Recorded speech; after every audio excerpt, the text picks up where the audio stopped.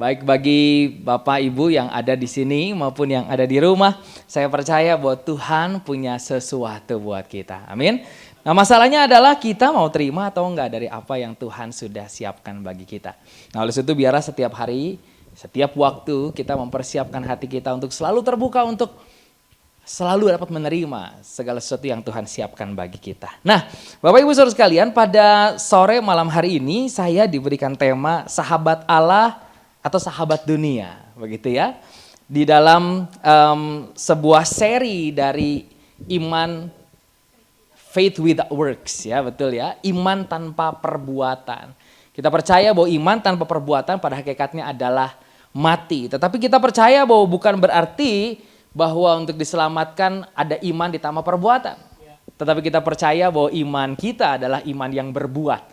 Bukan iman yang cuma wacana aja, tetapi iman yang memang melakukan sesuatu. Nah, oleh sebab itu hari ini kita mau percaya bahwa iman di dalam Tuhan Yesus Kristus adalah sesuatu yang harus kita bukan cuma resapi, tetapi juga kita hidupi di dalam keseharian kita. Nah, hari ini kita akan bicara tentang bagaimana menjadi sahabat Allah dan bukan menjadi sahabat dunia. Nah, sebelum sampai sana, saya rindu untuk mengingatkan kembali kepada kita sebuah pelajaran waktu kita masih sekolah, begitu ya, bahwa Tuhan itu sangat luar biasa waktu dia menciptakan langit dan bumi, lalu dia menciptakan makhluk-makhluk hidup, lalu kemudian manusia diberikan hikmat untuk mengklasifikasikannya. Wes ya.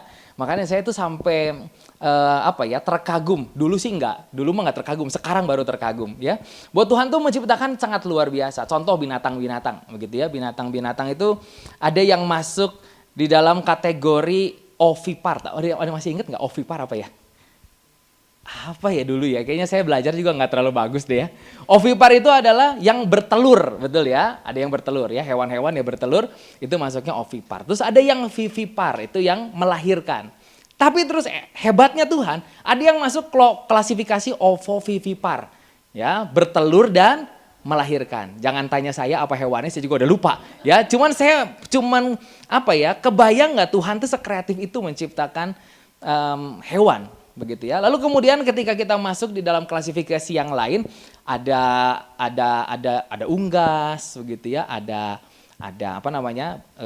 insektu serangga, begitu ya, ada dan lain-lain. Dan yang paling unik menurut saya salah satunya adalah karena ada klasifikasi yang namanya amfibi.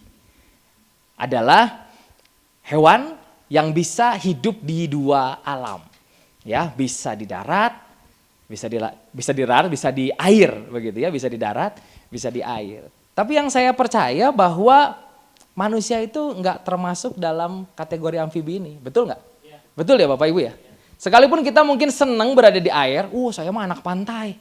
Ya, sekalipun anak pantai nggak bisa hidup 24 jam di dalam air. Ya, nggak bisa karena memang kita diciptakan tidak menjadi amfibi. Karena manusia itu memang bukan amfibi. Kita memang tidak diciptakan untuk berada di dua situasi. Sebab sebenarnya kita itu diciptakan menjadi makhluk darat dan bukan makhluk air. Begitu juga yang saya yakini menjadi bagian dalam kehidupan rohani kita. Kita itu nggak bisa memilih untuk menjadi anak Tuhan sekaligus anak setan, nggak bisa. Ya, kakaknya itu cuma satu pasti. Ya, kalau lahir dari Tuhan ya kakaknya pasti di keluarga anak Tuhan. Ya, kecuali kita pindah kakak gitu ya, alias murtad. Tapi nggak bisa kita memilih untuk ada di dua situasi, nggak bisa. Karena pada dasarnya orang yang hidup sekali-kali jadi anak Tuhan dan sekali-kali jadi anak setan, saya bisa bilang bahwa sebenarnya dia anak setan. Kenapa begitu? Karena begini, logikanya adalah nggak ada orang yang pura-pura jahat. Orang mah bisanya pura-pura baik. Jadi nggak ada orang yang baik terus pura-pura jadi orang jahat, nggak ada. Ya, ada juga orang jahat yang pura-pura baik. Makanya saya percaya bahwa ketika ada orang yang hidupnya kadang rohani, tetapi kemudian di luar itu kadang-kadang rohana, saya percaya sebenarnya hidupnya rohana, enggak rohani. Ya, oleh sebab itu hari ini kita mau belajar bersama-sama bagaimana kita benar-benar menjadi sahabat Allah dan bukan sahabat dunia. Nah, oleh sebab itu rekan-rekan kita akan bersama-sama membuka bagian firman Tuhan kita dari Yakobus pasal yang keempat. Yakobus pasal yang keempat. Kita nggak akan baca semua, Bapak Ibu, nanti silahkan baca semua dari ayat yang pertama sampai ayat yang ke-10. Tapi saya mengambil beberapa hal saja dari bagian firman Tuhan ini untuk menjadi perenungan kita. Karena saya membaca ayat yang diberikan ini dalamnya luar biasa ini bagian ini. Ya, kalau di breakdown ini setiap ayat bisa jadi satu khotbah gitu ya. Tapi hari ini saya ambil beberapa hal saja untuk menjadi pengingat bagi kita. Apa yang Tuhan rindukan, dia temukan di dalam kita yang disebut sahabat Allah. Yakobus pasal yang keempat, ayat yang keempat, firman Tuhan berbunyi demikian. Boleh bantu di next? Nah ini dia ya. Firman Tuhan bunyi demikian, hai kamu orang-orang yang tidak setia, tidakkah kamu tahu bahwa persahabatan dengan dunia adalah permusuhan dengan Allah? Jadi barang siapa hendak menjadi sahabat dunia ini, ia menjadikan dirinya musuh Allah. Ini bagian yang pertama yang kita harus tahu bahwa manusia tidak diciptakan menjadi amfibi. Ketika kita memilih yang satu, sebenarnya kita sedang menolak yang lain. Tetapi juga saat kita tidak memilih yang lain, sebenarnya kita sedang memilih yang satu ini. Kalau kita bicara tentang dua dunia ini, sahabat Allah dan sahabat dunia. Saat kita memilih untuk menjadi sahabat dunia, maka firman Tuhan berkata bahwa kita sedang mengadakan permusuhan dengan Allah. Tapi masalahnya enggak kok, saya nggak pernah milih jadi sahabat dunia. Tapi saya memang nggak pernah memilih juga untuk jadi sahabat Allah. Nah sebenarnya kita sedang menjadi sahabat dunia. Karena di dalam kekristenan apalagi, di dalam kehidupan orang Kristen nggak ada yang namanya netral. Nggak ada tuh yang namanya di tengah-tengah, nggak bisa. Kita selalu sedang di dalam sebuah pilihan. Saat kita tidak sedang mentaati Tuhan, maka percayalah sebenarnya kita sedang di kelompok menjadi sahabat dunia. Oh enggak kok, saya enggak ngikutin orang-orang dunia, enggak dugem, enggak dugem saya mah, enggak yang aneh-aneh, enggak, saya mah enggak melakukan itu. Saya baca firman juga enggak, ke gereja juga enggak. Ya. Jadi sebenarnya di mana dong? Enggak ada yang netral. Ketika kita tidak melakukan yang satu, sebenarnya kita sedang masuk di kelompok yang satunya lagi. Nah oleh sebab itu kita perlu untuk memikirkan hari ini di mana kita berada malam hari ini. Apa kita menjadi orang-orang yang menjadi sahabat Allah atau kita menjadi orang-orang yang menjadi seteru Allah atau sahabat dunia. Karena ini dua hal yang bertentangan yang secara otomatis pasti kita akan pilih ada di dalam satu kelompok ini. Nah kita lanjutkan di dalam Yakobus pasal yang keempat ayat yang ke-7 dikatakan bahwa karena itu tunduklah kepada Allah dan lawanlah iblis maka ia akan lari daripadamu. Yang paling mudah sekarang dikasih tahu oleh penulis Yakobus ini, ketika kita mau jadi sahabat Allah, maka yang pertama yang kita perlu lakukan adalah tunduklah kepada Allah dan lawanlah iblis. Nah ini sebenarnya masih masuk poin yang pertama tadi, karena waktu saya baca bagian ini, ternyata kata lawanlah iblis, kata lawanlah itu menggunakan kata asli antisemi. Antisemi itu ternyata kalimatnya kalimat pasif, bukan aktif. Karena percayalah Bapak Ibu bahwa kita nggak akan pernah bisa lawan iblis dan nggak akan pernah menang. Ya, kemenangan telah diberikan Yesus Kristus, hanya Dia yang sanggup melawan dia. Ya, yang kita harus lakukan apa? Kita hanya perlu ada di posisi menentang si iblis. Dikatakan karena itu tunduklah kepada Allah dan pilih posisi kamu mau ada di mana. Karena percayalah bahwa seperti yang tadi kita katakan di bagian awal, ketika kita tunduk kepada Allah, secara otomatis sebenarnya kita sedang melawan si iblis. Jadi bukan kita diminta untuk perang tiap hari lawan iblis. Waduh apa perangan tiap hari begitu ya. Bukan berarti itu salah, bukan. Tetapi kita harus percaya bahwa segala kuasa, segala kutuk telah ditanggung oleh Kristus di kayu salib.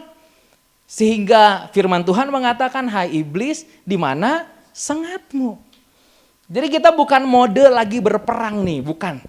Kita ini kalau main sepak bola, kita bukan penyerangnya, bukan yang harus ngegolin, bukan. Kita ini cuma diminta untuk defending aja. Karena kemenangan telah disediakan bagi kita cuma tinggal bertahan saja, pilih di posisi yang tepat.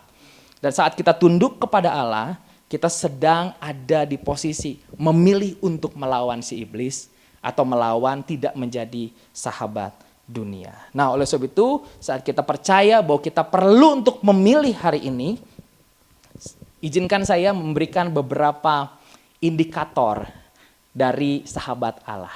Ya, dari bagian firman Tuhan yang akan kita renungkan selanjutnya. Saya percaya bahwa sahabat itu selalu mau dekat-dekat. Betul nggak? Ya, kalau kita sahabatan, maka kita akan selalu pengennya dekat-dekatan terus, ketemuan terus. Namanya juga sahabat. Kalau kita punya sahabat tapi dia nggak mau dekat-dekat sama kita, jangan-jangan kita kira dia sahabat, buat dia kita bukan siapa-siapa. Oh, itu kan paling menyakitkan ya. Tetapi kalau sahabat pasti pengen dekat-dekat. Oleh sebab itu firman Tuhan Yakobus 4 ayat yang ke-8 dikatakan mendekatlah kepada Allah. Dan ia akan mendekat kepadamu. Tahirkanlah tanganmu, hai kamu orang-orang berdosa, dan sucikanlah hatimu, hai kamu yang mendua hati. Nah Bapak Ibu, kita perlu untuk mendekati konteks ini dengan benar ya. Ketika kita berbicara mendekatlah kepada Allah dan ia akan mendekat kepadamu, oh berarti Tuhan jauh dong. Oh enggak Bapak Ibu. Ya, enggak. Kita yang suka menjauh. Sebenarnya ayat ini itu lebih tepat diterjemahkan mendekatlah kepada Allah supaya kemudian kita tuh jaraknya makin dekat dengan Tuhan. Ya. Bukan berarti ketika kita menjauh Tuhan ikut menjauh. Oh enggak, itu mah dunia ngomong begitu. Tuhan kita enggak, bukan Tuhan yang seperti itu. Kita percaya bahwa Allah kita Allah Immanuel, Allah yang beserta kita. Ya, oleh sebab itu kadang-kadang yang bikin jauh bukan Tuhan, kita yang menjauh dari Tuhan. Oleh sebab itu ketika hari ini kita sedang jauh dari Tuhan, firman Tuhan berkata mendekatlah kepada Allah supaya kita tuh makin dekat. Kita dan Tuhan semakin dekat. Tetapi bagian selanjutnya ini menjadi sesuatu yang penting untuk kita pikirkan. Ketika bicara tentang mendekatlah kepada Allah, ketika Tuhan rindu, kita itu menjadi sahabat yang senangnya deket-deketan. Sahabat sejati adalah sahabat yang benar-benar memikirkan kedua hal ini ya. Yang pertama itu tahirkanlah tanganmu dan yang kedua sucikanlah hatimu. Tangan itu berbicara tentang perbuatan ya, sedangkan hati itu bicara tentang motivasi yang ada di dalam. Bapak Ibu Saudara sekalian, saya percaya bahwa Tuhan selalu berbicara dalam dua dimensi ini. Kalau kita tahu bersama-sama perumpamaan tentang talenta, ketika Tuhan itu memberikan ada yang 5, ada yang 2, ada yang 1, lalu kemudian tuannya pergi, lalu kemudian setelah dia datang dia melakukan pertanggungjawaban. Ya, untuk yang 5 dan yang 2 dikatakan baik sekali perbuatanmu, hai hambaku yang baik dan setia. Baik itu soal hati, setia itu soal tangan. Ya. Yang tidak melakukannya, hai hambaku yang jahat dan malas. Jahat itu hati, malas itu tangan. Jadi selalu dua hal ini. Makanya kita bicara benar banget tuh, ada faith without works. Karena kita percaya bahwa apa yang di dalam itu pasti menginisiasi apa yang keluar. Oleh sebab itu seorang sahabat yang baik, saya percaya, apalagi saat kita berbicara tentang menjadi sahabat Allah yang baik, kita perlu untuk punya motivasi yang benar, hati yang suci, yang tidak mendua hati. Karena firman Tuhan berkata bahwa bukankah Tuhan itu Tuhan yang cemburu. Dia nggak suka kalau kita itu punya hati yang bercabang. Dia mau motivasi kita cuman buat dia. Sama seperti kita yang suami istri tentu nggak mau dong hati pasangan kita mendua. Kita pengen motivasinya murni hanya untuk pasangannya aja. Begitu juga dengan Tuhan. Dia rindu hati kita, motivasi kita. Saat kita melakukan segala sesuatu, motivasinya hanya karena mengingat seberapa aku mengasihi dia. Saya tuh kadang-kadang suka dikritik sama istri. Karena saya itu kalau disuruh belanja susah. Tuh belanja, beli sepatu, beli ini. Nggak usah lah. Ya, buat saya mah nggak usah. Tapi setiap kali istri saya bilang, baru bilang. Saya nggak tahu ya motivasinya apa, tapi kadang kok tas bagus ya, beli. Gitu ya. Setiap kali dia, kok ini bagus ya, beli. Kamu teh kenapa begitu ya? Atau kita teh boros, atau kalau setiap kali apa yang saya bilang disuruh beli. Bapak Ibu harus tahu bahwa motivasinya karena saya mengasihi dia. Itu aja. Ya, dan itu dapat dirasakan di dalam setiap hal yang saya rindukan ya. Itu semua dapat dirasakan betapa saya mengasihi dia. Dan Bapak Ibu harus percaya bahwa apapun yang kita lakukan harusnya itu memberikan sebuah kesan yang jelas bahwa hati kita itu mengasihi Tuhan. Dan kalau hati kita mengasihi Tuhan, maka percayalah bahwa kita akan punya tangan yang tahir, perbuatan yang benar. Karena dikatakan di sini, hai kamu orang-orang berdosa. Oleh sebab itu tangan kita yang tahir akan membuat kita tidak menjadi orang yang berdosa. Makanya perbuatan kita harus menjadi perbuatan yang benar. Oleh sebab itu Bapak Ibu Saudara sekalian, saya percaya bahwa sahabat yang benar-benar, sahabat yang dekat-dekat itu adalah sahabat yang benar-benar mengasihi kita, bukan cuma dari perbuatannya, tetapi juga dari hatinya. Betul? Ya, dan itu yang Tuhan rindukan saat Dia rindu kita menjadi sahabatnya Allah. Dia rindu kita bukan cuma mengasihi melewat perbuatan kita. Saya tuh udah melayani Tuhan, saya tuh udah baca Alkitab, saya tuh udah begini, udah nolong orang dan lain-lain. Pertanyaannya, apakah hatimu berkata hal yang sama? Karena buat orang dunia, ada satu karakter yang menjadi karakter utama. John Maxwell berkata bahwa integrity is the mother of all characters katanya. Integritas itu adalah ibu dari semua karakter katanya. Ya, karena tanpa integritas maka semua karakter baik hanyalah pencitraan semata katanya. Contoh misalkan kita melakukan kebaikan, ya, tetapi apa yang ada di kita lakukan, lalu apa yang kita bicarakan beda misalkan begitu ya. Menurut orang dunia itu namanya standar integritas. Tapi saya mau bilang bahwa standar integritas kerajaan Allah itu jauh lebih dalam daripada sekedar apa yang dikatakan sama dengan apa yang dilakukan. Tetapi firman Tuhan bilang apa yang dikatakan, dilakukan sama dengan apa yang dipikirkan dan dirasakan dalam hati. Ini yang susah. Kalau cuma melakukan apa yang diomongin, menurut saya itu terlalu mudah standarnya. Tapi standar Tuhan itu berbicara soal, coba sinkron nggak tangan, mulut, pikiran, hati. Oleh itu saat kita melayani, tapi hati kita kemana-mana, sebenarnya kita tidak menjadi sahabat Allah. Karena Tuhan rindu bukan cuma perbuatan kita yang benar, tetapi hati kita juga jangan mendua. Ya, oleh sebab itu ini menjadi bagian indikator pertama yang Tuhan rindukan saat kita menjadi sahabat Allah. Sahabat yang selalu ingin dekat, tetapi bukan cuma asal dekat, tetapi sahabat yang benar-benar menaruh kasih di setiap waktu di dalam hati dan juga siap sedia melakukan yang baik dan yang benar setiap waktu. Saya selalu ingat Bapak Ibu Saudara sekalian, salah satu kejadian yang gak pernah saya lupakan. Bahwa kadang-kadang dunia ini memberikan standar yang berbeda dengan apa yang firman Tuhan itu katakan. Dan itu kita itu perlu sangat berhati-hati dengan hal tersebut.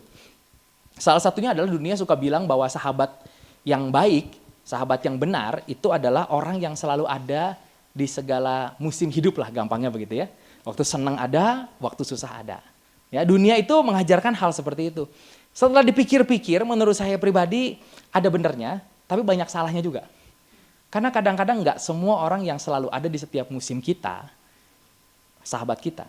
Karena sahabat yang sejati itu indikator utamanya, nilai utamanya adalah saat kehadiran dia menambahkan sebuah kebenaran dalam hidup saya. Itu baru sahabat sejati. Saya pernah punya teman waktu kuliah, kami ngegeng lah begitu ya, namanya juga anak kuliah. Apalagi dulu saya kuliah itu sastra Inggris. 72 orang satu angkatan, dari 72 itu 12 laki-laki, sisanya perempuan. Ya, jadi memang banyaknya perempuan daripada laki-laki. Udah gitu kelasnya dibagi dua lagi, nggak 12 dibagi dua. Jadi di kelasnya cuma laki-laki cuma berenam. Jadi udah pasti ngegengnya sama perempuan-perempuan juga gitu ya. Lalu kemudian saya punya seorang teman, seorang perempuan yang memang kalau boleh dibilang secara akademis ya pas-pasan lah begitu ya. Tapi ini orang tenar banget di tempat kuliah kita. Wah, tenar sekali. Pokoknya ikutan ini, gelis gitu ya dan lain-lain. Terus kemudian suatu hari dia punya pacar, lalu kemudian pacarnya mutusin dia, terus udah gitu masuk ke kelasnya nangis-nangis. Wah, nangis-nangis dan lain-lain. Terus kemudian saya punya temen laki-laki, ya karena kita waktu itu udah di semester kelima, jadi saya tuh udah agak apal, dah cuma 12 orang buayanya teh gitu ya. Jadi saya tahu jelas ini teh buaya-buaya tipe apa ini begitu ya. Lalu ada satu teman laki-laki saya yang, saya mau jadi sahabat dia, kasihan dia teh lagi sedih dan lain-lain. Tapi dalam hati teh, saya teh tahu kamu teh tipe kayak apa gitu ya. Terus udah gitu dideketin, wah gitu ya, curhat gitu ya dan lain-lain. Berjalan sih setahun nggak terjadi apa-apa. Wah, saya juga agak ragu ya, jangan-jangan saya salah menghakimi gitu ya. Ini memang sahabatan yang baik, bener, hebat. Perempuannya juga mengakui, saya teh bersyukur punya dia teh ya. Sahabat saya yang baik. Waktu saya teh nggak punya siapa-siapa, dia teh ada di sana. Eta masa setahun kemudian, 2 tahun dari kejadian itu, hamil Bapak Ibu. Sama siapa? Sama yang ngomong sahabatnya itu, ya. Makanya nggak selalu orang yang selalu ada itu sahabat yang benar. Karena kita nggak tahu apa yang diisi hatinya. Makanya Tuhan mau saat dia pengen kita jadi sahabatnya, dia pastikan bahwa hati kita, itu hati yang tulus mengasihi Tuhan. Bukan hati yang ada apanya, ya. Harus apa adanya, bukan apa adanya, ada apanya, begitu ya. Oleh sebab itu yang harus kita benar-benar rindukan hari ini, menjadi sahabat Allah, bukan cuma bicara soal perbuatan kita, melayani tampak luar kita, tetapi jauh di dalam hati kita. Apakah kita benar-benar mengasihi Tuhan atau tidak? Yang kedua dan yang terakhir, Bapak Ibu, sahabat bukan cuma selalu mau dekat-dekat, tetapi sahabat itu selalu mau ingat-ingat. Wah, ya. Sahabat itu selalu mau ingat-ingat, ya, karena setiap memori yang dibuat pasti selalu diingat. Apalagi sekarang di zaman sosial media, itu sosial media udah mengingatkan kita. 1 year ago, wah, setahun yang lalu ada foto ini nih, masih ingat nggak pergi ke Ciater misalkan, gitu ya. Dan itu diingatkan terus memori itu. Karena apa? Karena namanya juga sahabat, ya. Oleh sebab itu saya percaya bahwa sahabat itu selalu harus mengingat. Yakobus pasal yang keempat, ayat 9 sampai ayat yang ke-10. Firman Tuhan berbunyi demikian, sadarilah kemalanganmu, berduka cita dan merataplah, hendaklah tertawamu kamu ganti dengan ratap, dan sukacitamu dengan duka cita. Rendahkanlah dirimu di hadapan Tuhan dan ia akan meninggikan kamu. Sedih banget ya. Sedih Bapak Ibu. Tapi apakah firman Tuhan ini sedang berbicara kepada kita bahwa orang Kristen tuh harus selalu malang? Oh enggak dong. Yakobus itu di awal, Yakobus pasal yang pertama, itu meminta kita untuk berbahagia. Jadi udah pasti bagian ini bukan berbicara tentang kamu tuh harus jadi malang, gak boleh bersuka cita, harus duka cita terus. Enggak Bapak Ibu. Ya, tetapi kita harus melihat ada bagian yang sebenarnya sedang Tuhan mau sampaikan kepada kita. Dan saya percaya bahwa kita selalu harus ingat siapa itu Tuhan. Sahabat yang baik akan selalu mengingat dengan jelas seperti apa sahabatnya yang asli itu. Sama seperti kita yang suami istri Bapak Ibu. Ya, ketika istri saya mungkin emosi dan lain-lain, ya, lalu melakukan ini dan itu, ya, saya selalu harus mengingatkan diri saya bahwa saya yakin ini bukan aslinya istri saya.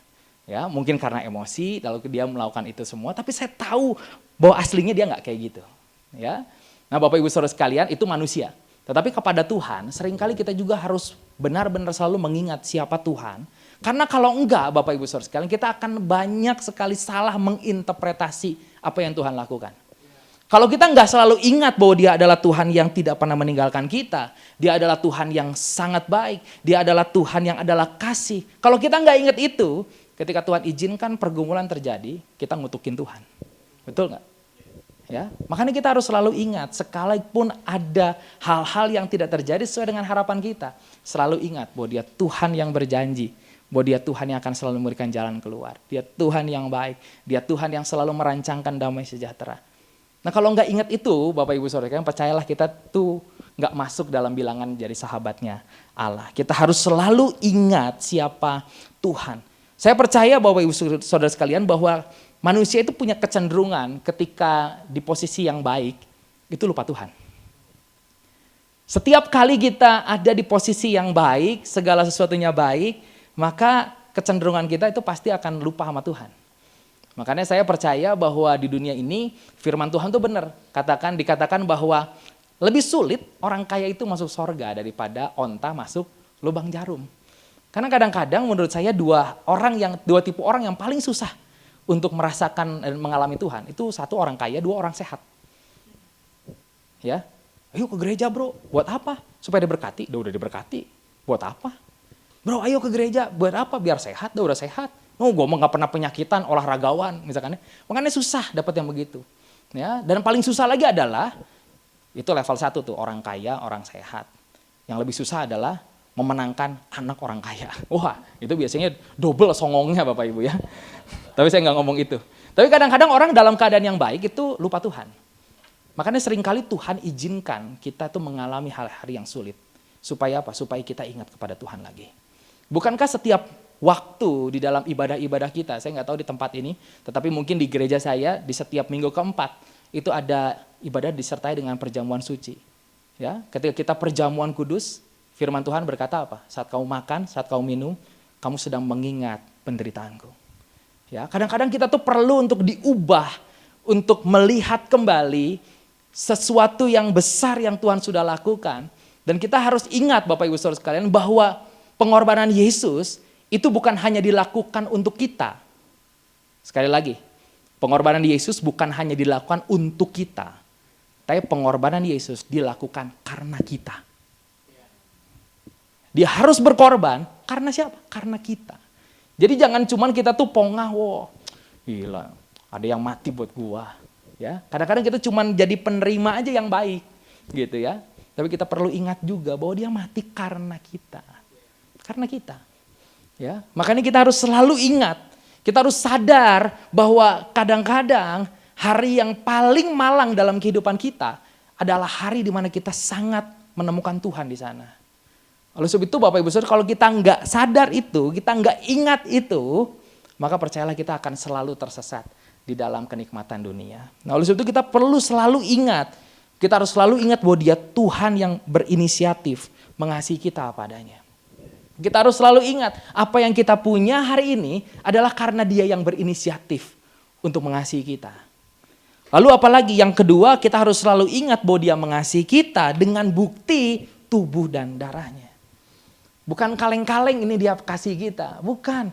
Bukan dengan emas perak tapi dia mengorbankan tubuhnya dan darahnya bagi kita. Ini dua hal yang harus selalu kita ingat.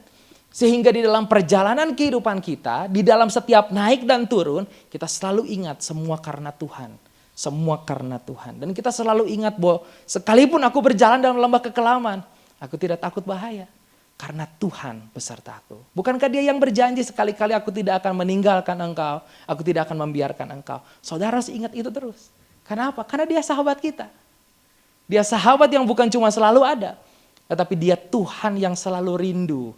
Kita itu diubahkan dari hari ke hari supaya lebih baik. Itu sahabat sejati. Oleh sebab itu sahabat sejati bukan cuma mau dekat-dekat, tetapi kita perlu selalu ingat-ingat bahwa Tuhan yang adalah sahabat kita adalah Tuhan yang telah melakukan terlebih dahulu perbuatan yang terbaik bagi kita. Oleh sebab itu Bapak Ibu Saudara sekalian, kita rindu untuk menyadari, saat kita menyadari betapa mahalnya anugerah Tuhan, kita akan selalu menghormati anugerahnya dengan pertobatan. Bapak Ibu Saudara sekalian, kadang orang bertobat itu bersyukur lah ya kalau misalkan Tuhan jamah dan bertobat. Tapi seringkali ada banyak orang dalam keadaan baik, susah untuk bertobat. Dan kadang Tuhan harus izinkan dahulu sebuah pencobaan datang baru mau bertobat. Bapak Ibu Saudara sekalian, saya waktu kuliah, saya masih ingat saya punya motor. Ya, dan motor saya itu indikator bensinnya itu nggak nyala. Sehingga seringkali saya tuh mengalami habis bensin. Saya kuliah di Maranatha, saya pernah tuh motor mati di Jalan Oten. Ya, dan itu tuh harus nanjak ya ke Pasteur gitu ya. Dan sedih sekali, nggak ada yang tolongin Bapak Ibu. Itu ditenteng motor teh ya. Itu ditenteng mah kieu ya. Didorong motor teh ya.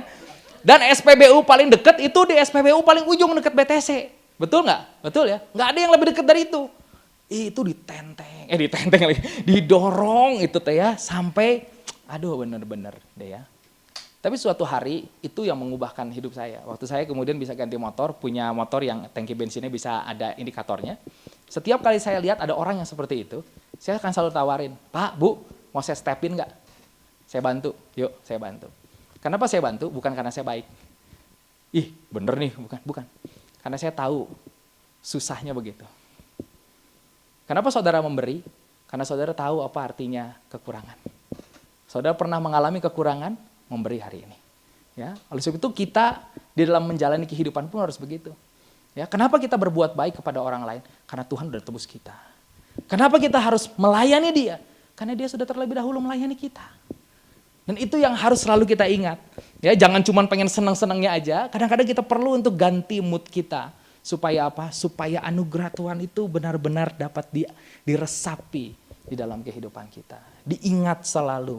Ingat kasih-Nya yang mengubah hidupku. Ingat kasih-Nya yang menebus aku. Aduh, kalau lihat hidup saya dulu, Gak mungkin lah saya ada di sini kalau bukan karena kasih Tuhan.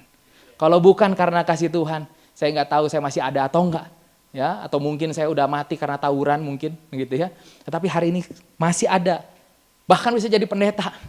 Semua karena kasih Tuhan. Ya. Yang terakhir Bapak Ibu Saudara sekalian, setelah kita tahu bahwa kita perlu menghormati anugerah Tuhan melalui pertobatan kita. Dan saya percaya bahwa pada akhirnya saat kita menghormati Tuhan, menghormati anugerah Tuhan, anugerahnya akan membawa kita naik. Ya, firman Tuhan berkata, rendahkanlah hatimu, dirimu di hadapan Tuhan dan Dia akan meninggikan kamu. Seorang sahabat yang baik adalah sahabat yang gak akan pernah lupa sama sahabatnya. Ketika ditolong, suatu hari dia akan menolong. Ketika suatu hari dia ditolong, maka suatu hari dia pasti menolong sahabatnya. Dan itulah yang Yesus lakukan bagi kita. Dia gak akan lupa sama kita, saudara. Saat kita benar-benar menghargai anugerahnya, saya percaya bahwa anugerahnya akan membawa kita terus naik. Amin. Ya, oleh sebab itu firman Tuhan berbicara tentang terus naik dan gak turun, jadi kepala dan bukan jadi ekor, bukan karena kuat gagah kita, karena anugerah Tuhan yang memampukan itu semua. Oleh sebab itu menjadi sahabat Allah adalah sahabat yang selalu mau dekat dengan perbuatan, dengan hati yang benar, dan juga selalu mengingat siapa sahabat kita. Sahabat yang tidak pernah mengecewakan, sahabat yang selalu ada, sahabat yang selalu memberikan yang terbaik bagi kita. Dan biarlah kita memposisikan diri hari ini untuk menjadi sahabat Allah juga. Sahabat yang selalu ingin dekat di dalam hadirat Tuhan. Sahabat yang selalu ingin mengingat kebaikannya di dalam perjalanan kehidupan kita. Amin. Mari kita bersama-sama tundukkan kepala berdoa.